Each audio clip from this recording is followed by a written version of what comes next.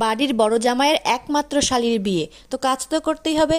আর মাও কিন্তু কম যাচ্ছে না, মাও কাজ করছে, আর ওই যে আমার দিদি সেও কাজ করছে। দেখো কাণ্ড, আমরা সবাই এখানে কাজ করছি আর বাবা ব্ল্যাঙ্কেট গায়ে দিয়ে শুয়ে আছে। আরে শুয়ে থাকারই তো কথা, কারণ এখন বাজে রাত 12টা 6। এত রাতে কে শুধু আমরা জেগে থাকবো? তাই দিদিকে পাঠিয়ে দিয়েছিলাম মামা বাড়িতে। দিদি গিয়ে চলে এসছে মামিকে নিয়ে। মামি এসে যখন দেখে বাড়ির বড় জামাই হয়ে কাজ করছে আর বাবা ঘুমিয়ে আছে, তখন বাবাকে প্রচুর বকাবকি করছে। আর এই গল্প আর ভিডিও করতে করতে এদিক দিয়ে কিন্তু আমার কতগুলো বিমস কাটা কমপ্লিট হয়ে গেছে, আর দাদার এদিক দিয়ে কতগুলো বাঁধাকপি। তারপরে মামিকে বসিয়ে উঠে গেছে, কারণ আমার এখনো অনেক কাজ বাকি আছে। কারণ কালকের দিনটা আমার জন্য অনেক স্পেশাল, সেই কারণে দিদি বললো চল তোকে একটু মেহেন্দি পরিয়ে দিই।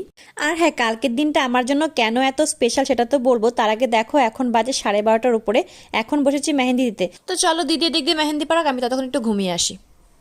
তো ভেবেছিলাম একটু ঘুমাবো, মা এসে বলছে নে অনেকক্ষণ থেকে তোরা খাটাখাটনি করছি, একটু চা খেয়ে নে। আর চায়ের সঙ্গে দিয়েছিল এই ফুল ফুল বিস্কিটগুলো, যেগুলো খেতে আমার ভীষণ ভালো লাগে।